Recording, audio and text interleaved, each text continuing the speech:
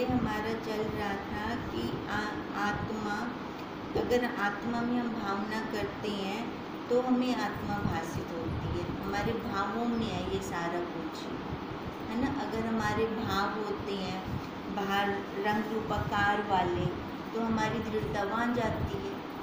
अगर मेरे भाव मेरे साक्षी के हैं, नाम रूप पे नहीं है, तो हमारी दृढ़ता फिर वहाँ जाती है। हमारा ये चल रहा था। यहाँ पे कुंभज बोले, हे राजन, यह संसार जो तुम्हें भासित होता है सो आत्मा में नहीं है। जितना भी हम देखते हैं उसमें तो कुछ है ही नहीं, उसमें कुछ आ ही नहीं सकता। कहते हैं जितना भी हम देखते हैं ना, अपने अहम के कारण देखते हैं। जब हमारा अहंकार उत्पन्न हो जाता है, अब देखने का साधन कौन सा है? ये आँख, इंद्री, इस इंद्री से देख रही हैं। अब इंद्री से देखो, आगे से जो कुछ मर्जी निकल जाए, आ जाए, आँख ने देख लेना। अब कोई शब्द है, मैं कहती नहीं मैं सुनूं, अगर मेरे सामने से बज रहा है वो कान अपने आप ले लेंगे, ये स्वतः ले रही हैं। पर यहाँ पे अहंकार हम क्या कर लेते हैं, मैं नहीं किया, ऐसा होता है क्या? नहीं होता है ना, स्वतः ले रहे हैं ना ये। तो यही कह रहे हैं कुंभज भी, केवल शुद्ध आत्मा में जो अहम उत्थान है वही संसार है। पर अहम का चमत्कार ना सत्य है ना असत्य है, ना भीतर है ना बाहर है, ना शून्य है ना अशून्य है, केवल अपने आप में स्थित है। अब जो ये अहम होता है, ये अहम कहाँ फूटता है? अंदर, है ना। जिसको फूल रहा होता है उसको पता चल रहा होता है, दूसरे को पता चल रहा होता है नहीं ना। अब वो यही कहते हैं, ये जो केवल शुद्ध आत्मा के अंदर जो अहम का उत्थान हुआ है वही संसार है, और यही हमारे अहम का चमत्कार है। अब चमत्कार जैसे कोई मणि चमकती है, मणि की विशेषता क्या हुई? उसका चमकना, है ना। ऐसे आत्मा की विशेषता क्या हुई? ये चमक, ये संसार, ये दिखना।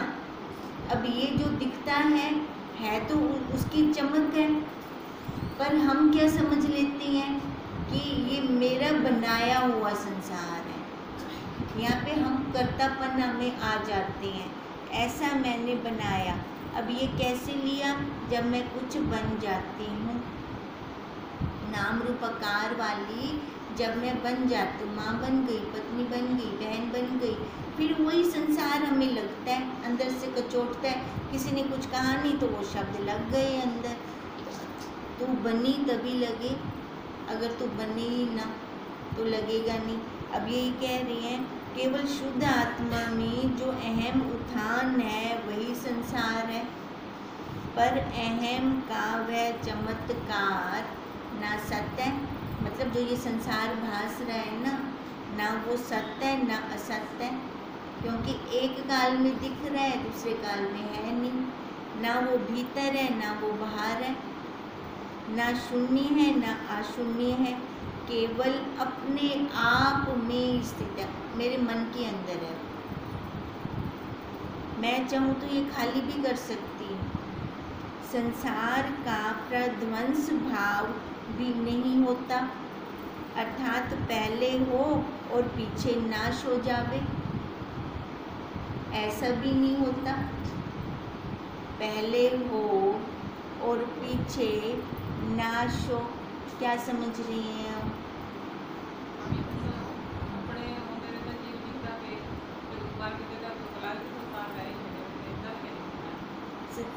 वो तो वैसे कितनी पीढ़ी हमारी आई गई, वैसे की वैसी है ना संसार, वो कहीं ख़त्म तो हुआ नहीं। अब संसार को पहले कह दिया कि हमारे मन के भाव में है, हमारे अंदर है, वो बाहर है ही नहीं। इसलिए कहते हैं संसार का प्रध्वंस भाव भी नहीं होता, अर्थात पहले हो और पीछे नाश हो जावे। ऐसा नहीं होता। आत्मा में संसार उदय अस्त नहीं होता, केवल अपने आप में स्थित है। ये खाली भाव है हमारा मेरे अंदर। इससे भिन्न तो संसार कुछ दूसरी वस्तु है ही नहीं। किंतु आत्मा को यह भी नहीं कह सकते कि केवल अपने आप में स्वाभाविक स्थित है। आत्मा को हम यह भी नहीं कह सकते कि वह अपने आप में स्वाभाविक स्थित है। क्यों नहीं कह सकते हम? क्यों? क्योंकि वो सर्वव्यापक है, एक रस है। वो अलग ऐसे कोई स्वभाव बना तो नहीं मेरा। वो तो स्वाभाविक भी ऐसा शब्द नहीं, वाणी से हम उसको कुछ कह ही नहीं सकते, वाणी से हम ला ही नहीं सकते उसके लिए कोई शब्द।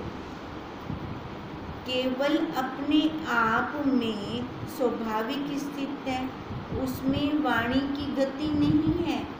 वाणी उसको कहते हैं जहाँ दूसरा होता है, पर जहाँ दूसरा ना हो। अब वाणी से हम बोलते किसको हैं? दूसरे के लिए बोलते हैं ना, अपने लिए तो नहीं बोलते। अब कहते हैं अब वो जब हम हैं ही वही, तो हम क्या बोलें उसके लिए, हम क्या कहें उसके लिए? जहाँ वाणी वहाँ वाणी क्या कहे? यहाँ कहना भी हमारे उपदेश के निमित्त है। गुरुदेव हमें उपदेश देते हैं, है ना। अगर वो मुख से हमें को समझाए ही ना, हम समझेंगे कैसे? तो वो खाली हमारे लिए, हमें ज्ञान देने के लिए मुख से वो उपदेश दे रही हैं। आत्मा में किसी शब्द की प्रवृत्ति ही नहीं है। हे राजन, ऐसा आत्मा किस कारण कार्य हो? ऐसा आत्मा किस कारण कार्य हो, है ना। कारण कार्य का तब होता है ना जब कोई एक वस्तु आई है, उससे हमने कुछ कार्य कर लिया है। कहते हैं वो जब है ही वही, उसके अलावा दूसरा कुछ है ही नहीं, तो वो कारण से कार्य किसके लिए बने? वो बन ही नहीं सकती किसी के लिए। आत्मा तो शुद्ध निर्विकार और प्रमाणों से रहित है। हमने उस दिन 6 उर्मियाँ की थी। अब ये उर्मियाँ किस में आती हैं? देह में आती है ना, विकार है ना ये इसमें आती हैं। आत्मा में तो कोई उर्मियाँ ही नहीं आती। जो किसी लक्षण से प्रमाण नहीं किया जाता, सो आकार होकर स्थित हुआ है और वो शांत रूप है। देखो, उसकी तुलना हम किसी दूसरे से कर नहीं सकते, और उसकी अनुभूति हम इस आकार से कर सकते हैं। आकार के बिना उसको अनुभव कैसे करें? कर सकते हैं।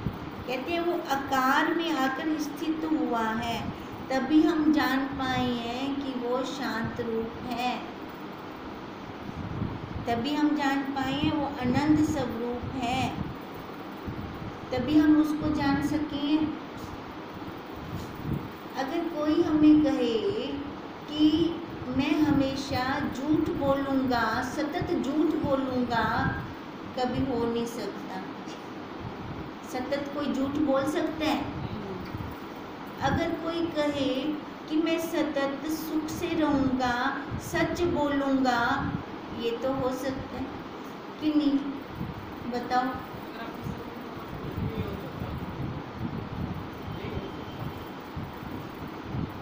मरवे से अगर ना हो से टाइम में आके मेरे को उनको भूख लगी है, वो आके मेरे को भूख कहने लगी मरवे से।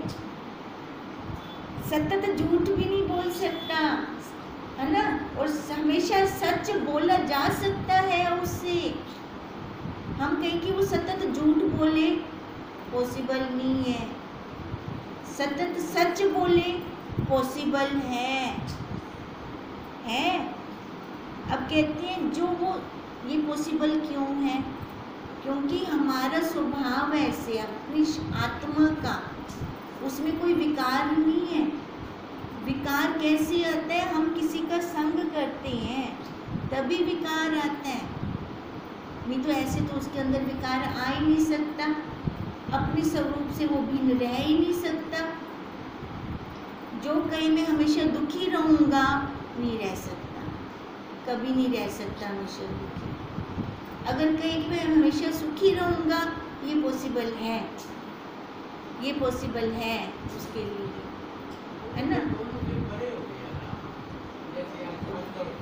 वो दोनों से तो परे हो गया, पर उन्होंने जो बोला कि सो आकार हो स्थित हुआ है, इस आकार के अंदर स्थित हुआ है ना, तभी हम उसको जान पा रहे हैं ना। और कह रहे हैं और शांत रूप है, हम शांत रूप को कैसे जाने? बताओ, जो हमारे आकार में आके स्थित हुआ है, उसका जो स्वरूप है उससे ये भिन्न हो ही नहीं सकता। सतत झूठ नहीं बोल सकता, इसका है नहीं ये वाला स्वभाव, ठीक है। सतत दुखी नहीं रह सकता, ये है ही नहीं इसका स्वभाव। इसलिए एक उदाहरण इसलिए लिया कि हम भूख लगी है हमें, और मैं कहूँ मैं तो झूठ बोल सा मरसा बोला, मरसा ना बोला, तो क्यों? क्योंकि हमारा स्वरूप वही है, हम वही शांत रूप हैं। हम मूड उस पर वापस आते हैं। जैसे हम एक पहले भी उदाहरण लेते थे, वो पानी वाला गुब्बारा जैसे बच्चे खेलते हैं, मूड वापस आता है, वो आते हैं ना, ऐसा हमारा भी हम मूड वापस उसमें आते हैं, अपने स्वरूप में वापस आते हैं। हम हर चीज़ दीदी अपने उस स्रोत में मिलना चाहती है, मिलना चाहती है। अब अग्नि जलाओ दोनों ऊपर को जाएगा, वो सूर्य को मिलना चाहता है, ऐसे ही अपने आप में मिलना चाहती है। हम जीव अपने आप में मिलना चाहते हैं, पर होता क्या है, बीच में ये बंधन आ जाता है, ये आकार का बंधन आ जाता है। इस आकार के बंधन के कारण हम बाहर निकल जाते हैं, हम अपने तक पहुंच ही नहीं पाते, रुकावट के लिए खेद है, वो आ जाता है हमारे पास फिर। अब यही कहते हैं, ये तो सो आकार होकर, वो कैसे स्थित हुआ है? आकार होकर। अब उसके दर्शन कैसे हो? विश्व रूप परमात्मा, वहाँ हम उसके दर्शन कर सकते हैं। और वो कैसे है? वो शांत रूप है।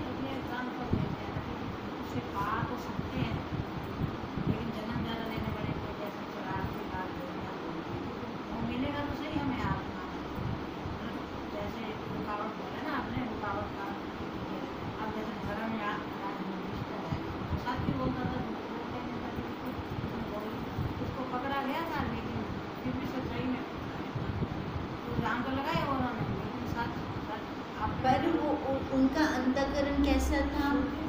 शुद्ध था अंतःकरण।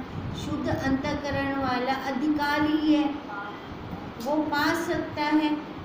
और सबसे बड़ी बात देखो, अधिकारी उसने मनुष्य मात्र को बना दिया, मनुष्य मात्र को अधिकारी बनाया, तो ये मनुष्य का फर्ज बनता है कि उसको अपने स्वरूप में अपने आप को ले करे, है ना। ये सभी मनुष्यों का, जो भी मनुष्य योनि में है, सबका ये फर्ज है कि अपने स्वरूप में वो लय हो। पर मनुष्य करते क्या हैं? आकारों में बाहर की तरफ चले जाते हैं, अपने स्वरूप में नहीं आते। क्यों नहीं आते? क्योंकि उनकी वासनाएं भूनी नहीं जाती, उनकी इच्छाएं खत्म नहीं होती। जब तक वासनाओं का बीज खत्म नहीं होगा, भूनता नहीं है ना, तब तक हम आगे नहीं बढ़ सकते। तब तक ये आकार है, जन्म और मरण है। भुना हुआ बीज हम पृथ्वी का संग करवाएं, दूसरे बीज को भी पृथ्वी का संग करवाते हैं, तो जो दूसरे बीज को करवाते हैं संग, तो क्या होता है? और बीज निकलते हैं और अंकुर निकल आते हैं। और भुने हुए बीज को जब पृथ्वी का संग करवाते हैं तो क्या होता है? पृथ्वी उसको अपने में लय कर लेती है, होता है। अब ऐसे ही जब हमको वो अपने में लय कर लेगा, अपने में लय वो कब करेगा?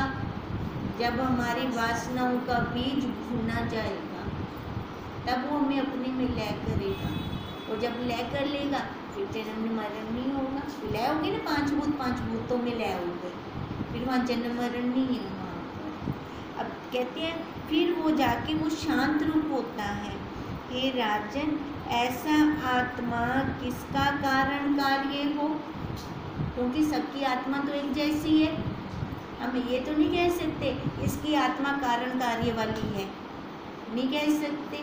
तभी वो कहते हैं कुंभज, हे राजन, ऐसा आत्मा किसका कारण कार्य हो।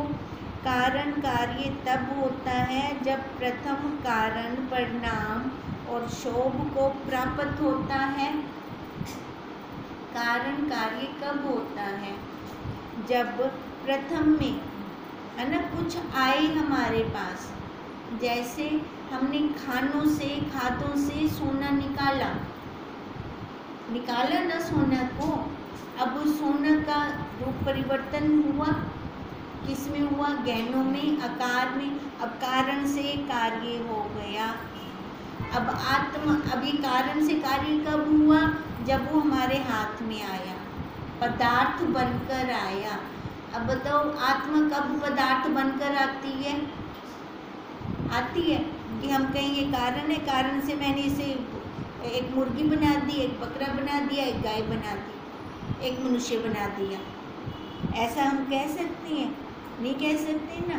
तब भी वो कह रही हैं कि जब प्रथम कारण परिणाम, पहले कारण आवे और शोभ को प्राप्त हो, फिर जाकर हम कहें कि कारण कार्य है, हम ऐसा तो कह नहीं सकते। तो इसका मतलब आत्मा क्या है, शांत रूप है ना, वो कोई कारण कार्य वाला संबंध नहीं है उसके अंदर, वो शांत रूप है। शांत रूप का हमने अभी ये उदाहरण लिया कि हम सतत दुखी नहीं रह सकते, सुखी तो रह सकती हैं, सतत दुखी नहीं रह सकते, क्योंकि हम अपने स्वभाव में जाते हैं, अपने स्वरूप में जाते हैं। और कारण तब भी हो जब क्रिया से कोई कार्य उत्पन्न करे, है ना। क्रिया जब करेंगे, अब कोई वस्तु है, अब मूली है, मूली को छील के क्रिया की ना मैंने, उससे परांठे बनाए मूली के, तब जाके कुछ बनेगा ना। जब पहले कोई वस्तु ही नहीं है हाथ में तो क्या बनेगा उससे। पर आत्मा चिन्ह से रहित है और परमाणु का वो विषय नहीं है, इससे आत्मा किसी का कारण कार्य नहीं है। क्लियर हो गया, आत्मा किसी का कारण कार्य नहीं है। आत्मा तो कारण कार्य मानने से मुझे आश्चर्य होता है। हे राजन, जो वस्तु उपजती है वह नष्ट भी होती है। अगर आत्मा का कारण कार्य मानेंगे तो वो क्या कह रही हैं कुंभज, फिर वो नष्ट भी होनी चाहिए, पर ये नष्ट होती है क्या, ये तो नष्ट ही नहीं होती। और जो नष्ट होती है वह उपजती भी है, पर आत्मा सबका आदि, अजन्मा और निर्विकार है। उसमें तुम स्थित हो जिससे तुम्हारा संसार निवृत्त हो जावे। यह संसार अज्ञान से भासित होता है। जब तुम स्वरूप में स्थित होकर देखोगे तब न भासित होगा और न ऐसे भी भासित होगा, न भासित होगा न आगे भी भासित होगा। कब? जब हम अपने स्वरूप में स्थित होंगे, तब उसकी निवृत्ति क्या करनी। निवृत्ति हम कब करते हैं? पहले जब कोई चीज हो तब हम उसकी निवृत्ति करते हैं। अब वो संसार पहले मैंने बनाया हो तभी मैं उसको ख़त्म करूँगी, है ना। वो तो कह रहे है ही नहीं, तो उसकी निवृत्ति में क्या करूँ फिर। तब तो वो क्या हुआ, एक रस आत्मा ही दिखेगा। देखो ये हमारी दृढ़ता है और कुछ नहीं है। आकार को होते हुए भी आकार पर दृष्टि ना हो हमारी, या हमारी प्रारब्ध पे दृष्टि हो तो भी काम हमारा आसान है, वो जल्दी बन जाएगा।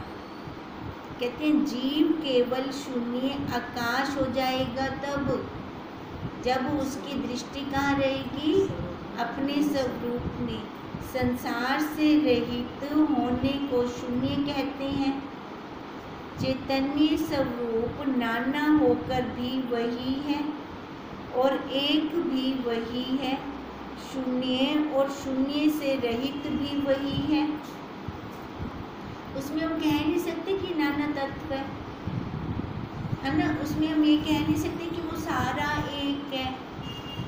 कुछ ऐसा जब वो ये खाली वाणी से बोल लूँ कि सारा ही वो, नहीं तो हम ये भी बोलने के हकदार नहीं है, ये भी हम नहीं कह सकते।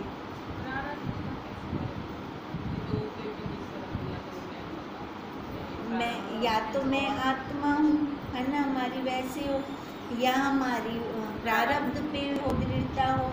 यानी आत्मा, अगर आत्मा पे दृढ़ता नहीं है तो आकार पे होती है, ठीक है, आकार पे होती है तो उसमें ये दृढ़ता हो कि जब तक मेरी प्रारब्ध है, प्रारब्ध से ये आकार मेरे को मिला है।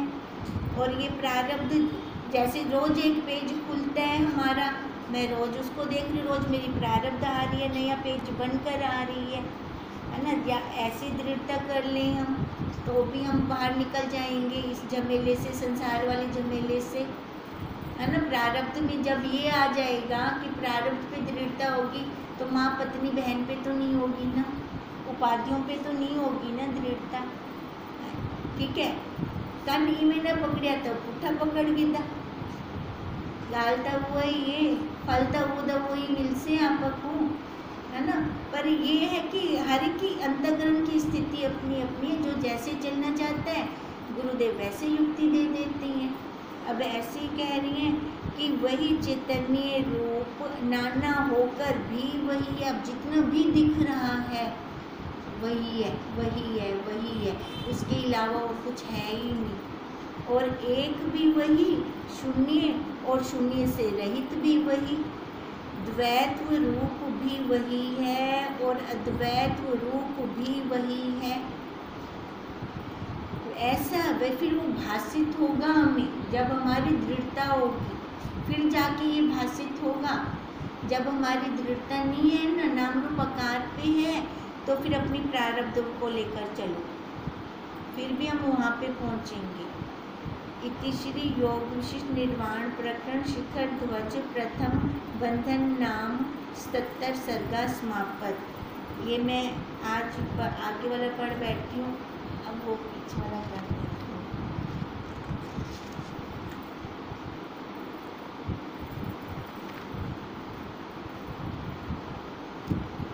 राजा ने पूछा, हे भगवान, आप कैसे कहते हैं कि ब्रह्मा का कारण कोई नहीं? आत्मा ऐसा अनंत, अच्युत, अव्यक्त और अद्वैत ईश्वर है, वह 6 परिमाणों का विषय नहीं।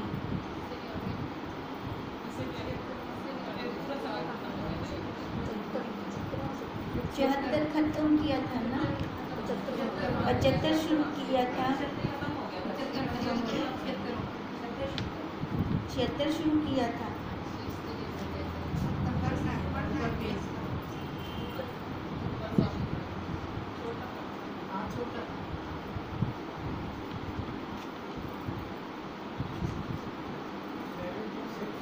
फिर तो यही है जो किया है। कल क्वेश्चन निकला था ये वाला,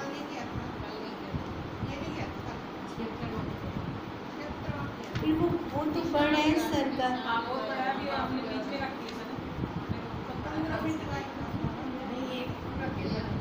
एक सर का पूरा किया है तो वो बड़ा है 3 पेज का।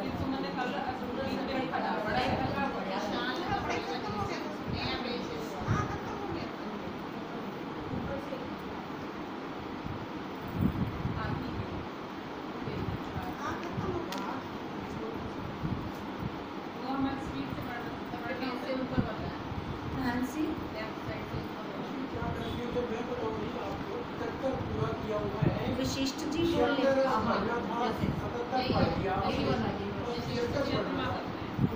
वशिष्ठ जी बोले, हे राम, राजा शिखर ध्वज कुंभज मुनि के उपदेश से प्रारब्ध हो और ऐसे वचन कहकर केवल निर्वाण पद में स्थित हुआ। जब निर्विकल्प और स्फुरण से रहित हो, एक मुहूर्त पर्यंत वो स्थित रहे। कौन रहे? शिखर ध्वज राजा, है ना। जब कुंभज मुनि ने उपदेश दिया तो अपने स्वरूप में आ गए। जैसे वायु से रहित दीपक स्थित होता है, तब कुंभज ने उसे जगाकर कहा, हे राजन, तुम्हें समाधि से क्या है और उठान से क्या है? तुम तो केवल आत्मा हो। मैं जानता हूँ कि तुम परम ज्ञान से शोभित हुए हो। जैसे डिब्बे में रतन होता है तो उसका प्रकाश बाहर नहीं दिख पड़ता, और जब डिब्बे से निकाल कर देखिए तब बड़ा प्रकाश दिखता है। अब उनका कहने का मतलब क्या है कि अपने स्वरूप में जब आ गए हो, अब आपका प्रकाश दिख रहा है, बाहर आ गया है। वैसे ही अविद्या रूपी डिब्बे से तुम निकले हो और परम ज्ञान में शोभित हुए हो। हे राजन, अब तुम में ना कोई शोभ है और ना कोई उपाधि है।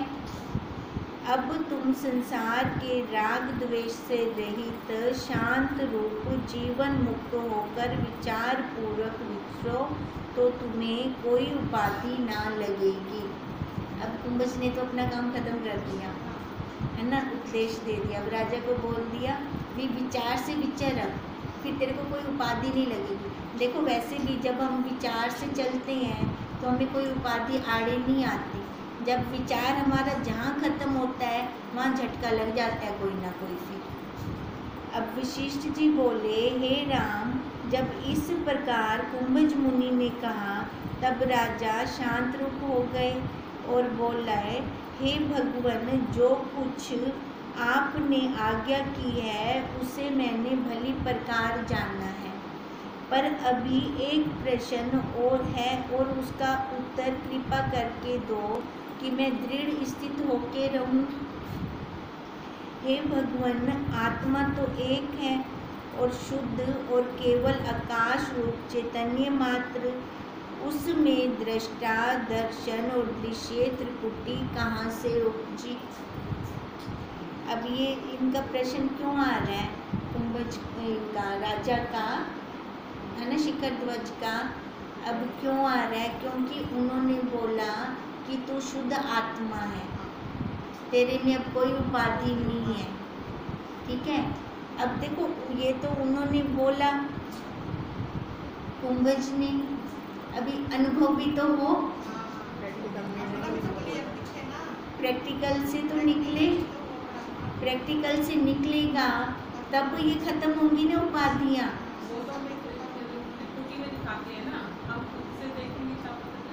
वो तो बोल दिया ना, जैसे हमें गुरुदेव ने महावाक्य दे दिए। ठीक है, भी आखिरी तो नहीं सब्जी में करते बन सी, और जब तक मैं बड़े सा ना मेरे को पता कहना जल से, है ना। अभी उन्होंने सब्जी बनाई नहीं है, हाँ, अभी पक्की पकाई खा रही हैं, अभी बनाई नहीं है। अब बता दिया कि सब्जी ऐसे बनेगी तो विचार कर। अब विचार जब तक सब्जी ना बने ना अपने हाथ से तब तक प्रश्न निकलते हैं, है ना। कि ना मिसाला पैसा आधा चम्मच की पूरा चम्मच सेक घट होवे कि बंद होवे, है ना। कितनी देर तक उनको हिले सामला, जब तक ये बनाऊंगी नहीं ना तब तक ऐसे प्रश्न निकलेंगे। अब ऐसे ही प्रश्न उनका निकल आया है राजा का। अब वो यही कह रही हैं कि आत्मा तो एक है और शुद्ध और केवल आकाश रूप चैतन्य मात्र है, उसमें दृष्टा, दर्शन और दृश्य त्रिपुटी कहाँ से उपजी? ये तभी निकला है।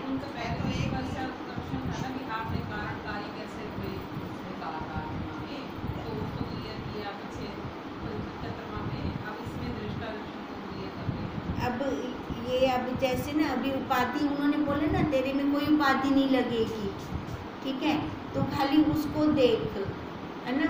अब वो हाल तक प्रैक्टिकल कितना कहनी लो, पहले वो निकल आए कि मैं वो कितनी देर तक हिले सा। अब तभी उन्होंने बोला है कि वो तो एक रस है, तो उसमें ये त्रिपुटी कहाँ से उपजी। कुंभज बोले, हे राजन, जो कुछ स्थावर जंगम संसार है वह महाप्रलय पर्यंत है। पहले तो उसको ये दिखाएंगे ना त्रिपुटी का विषय क्या है, त्रिपुटी आती किसमें है। अब पहले वो दिखा रहे हैं उसको, तो वो क्या दिखा रहे हैं, महाप्रलय के बाद जितना भी बना वो क्या बना, चाहे वो स्थावर बना चाहे वो जंगम बना तो सही ना, कुछ ना कुछ। अब वही दिखा रही हैं कि जो भी स्थावर जंगम संसार है वो महाप्रलय पर्यंत है। जब महाप्रलय होता है तब केवल आत्मा ही शेष रहता है, जो स्वच्छ और निर्मल है। वहाँ न तेज होता है न अंधकार है, वह केवल अपने आप स्वभाव में स्थित होता है। जो कुछ आनंद है उसका अधिष्ठान आत्मा है। अब देखो वहाँ पर ना प्रकाश है ना अंधकार है, ठीक है, ये कहा। अब इसका क्या मतलब है, अब जितना हमेशा ही चांदनी चांदनी चांदनी है, लाइट लाइट है, जहाँ पर एक मिनट के लिए भी अंधकार है नहीं, तो हम वहाँ पे अंधकार को भी क्या काउंट करें, उस चांदनी को भी क्या गिने, एक अंधकार की अपेक्षा से है ना।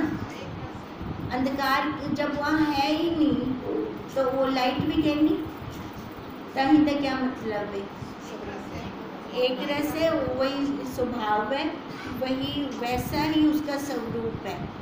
कहने का मतलब यही है। अब इसलिए वो कह रही हैं कि उसे सत्य कहिए और जिसको नहीं कहते उसे असत्य कहिए। वह सत्य असत्य से रहित है, सब शुभ लक्षणों से संयुक्त और अपना स्वभाव मात्र है, उसमें कोई भी उपाधि नहीं है। वह सर्वदा प्रकाशमान और उदय रूप है। यह संसार उस परमात्मा का चमत्कार है। पहले तो वो दिखा रहे हैं ना, भी त्रिपुटी केंद्र च लिखे से न कोई आकार हो से तो लिखे से ना, आकार तबार संसार दा ये वो सारा। अब कहते हैं वो जितना भी संसार है ना, वो केंद्री चमक के आत्मा की चमक है। जैसे लहर किसके द्वारा है, जल के द्वारा। अगर जल ना हो तो लहर नहीं है, ऐसे अगर वो आत्मा ना हो तो ये संसार नहीं है। ये प्रत्यक्ष है हमारा अनुभव। अब कैसे हम इसको प्रत्यक्ष अनुभव लेते हैं, कैसे लेते हैं बताओ।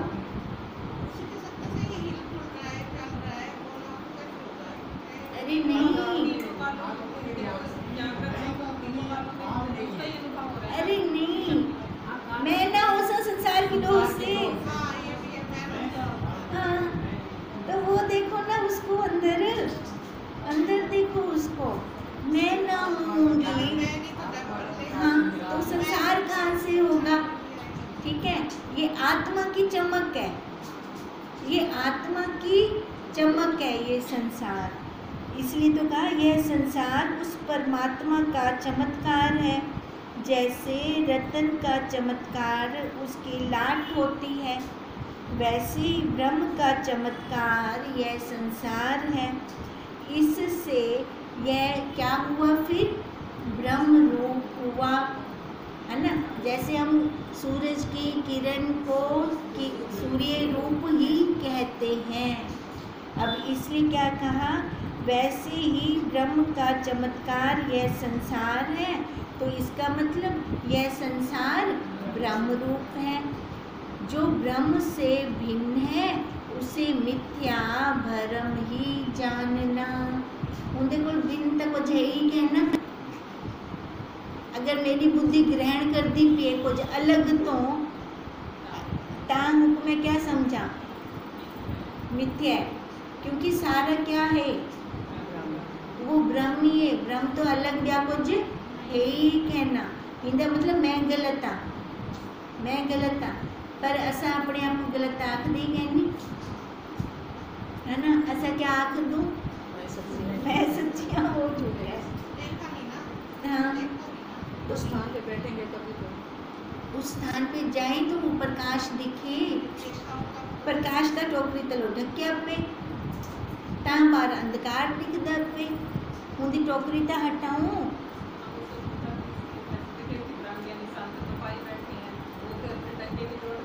हाँ, वो डंके की चोट पे कह रहे हैं, और हमारे अंदर इतनी श्रद्धा नहीं होती, हम इतना कर नहीं सकते,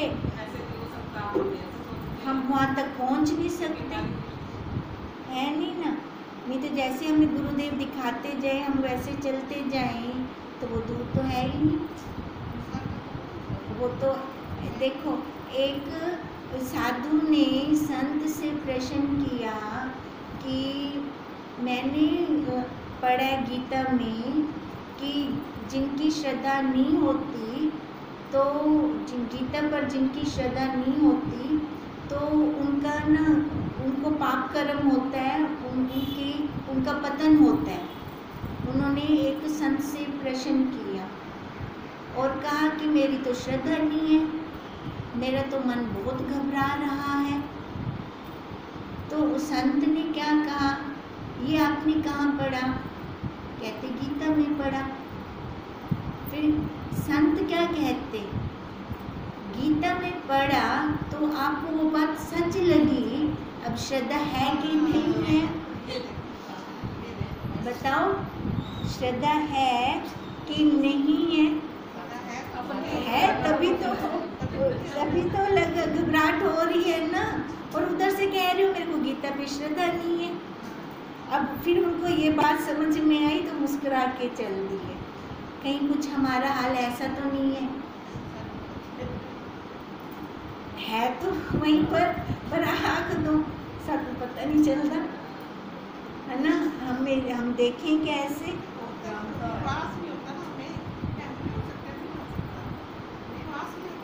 विश्वास अब बोल दे जिंदगी सत्ता है तो भी हो है ना। तो बताओ अब क्या विश्वास नहीं दे सकता। हाँ, मैं हूँ तो तभी तो बोल रही हूँ कि विश्वास नहीं हो सकता। तो यही बात है उस संत और साधु की। गीता पढ़ के कह रहा दिल घबरा रहा है कि गीता पे जिनकी श्रद्धा नहीं है उसका पतन होगा, बहुत घबराहट हो रही है। अब गीता दी पढ़ी हुई गलती को सच्ची लगती है, श्रद्धा तो आप ही है ना। अब बताओ हमारा भी वही हाल है, हम कहते हैं हम ब्रह्मी हैं, ब्रह्म हाँ तो मैं बोल दी बेटी हाँ, तभी तो मेरे को पक्की दृढ़ता हो रही है। अब उसके साथ मिलान करें तो मैं उससे जुदा हो ही नहीं सकती। अब यही बात है कि हम माने उस बात को, मानेंगे तो आगे चलेंगे। अब जैसे उनका आज ये प्रश्न निकला है कि वो त्रिपुटी क्या है, पहले तो बता दिया कि वो सारा कुछ तेरे को समझ आ गया, अब तो विचार कर, विचार करके तो आगे चलेगा है ना। फिर राजा ने क्या बोला, वो सारा को ठीक है पर मेरे को एक गाल भी दसो भी, ये जो दर्शन आत्मा में तो कुछ है नहीं, पर ये त्रिपुटी कहाँ से आ गई? फिर वो त्रिपुटी दिखाने के लिए पहले वो क्या दिखा रही है भी, ये सारा स्थावर और जंगम आया कैसे है ना, उसको दिखा रही है। ये सारा भी फिर दिखा रही है कि ये कैसे चलेगा आगे, और इसको देखेगा कौन, इसको जानेगा कौन? जो जानता है वही मैं हूँ, जो नहीं जानता तो भी मैं हूँ ना, मैं तो हूँ ना। घाटा तक कहना ना, बस वही दृढ़ता कर लो, मैं हूँ। दृढ़ता, बस दृढ़ता की जरूरत है मेरे को, बस दृढ़ता हो मेरी, मैं हूँ बस। ओम तम नमामि हरि परम, ओम तम नमामि हरि परम, ओम तम नमामि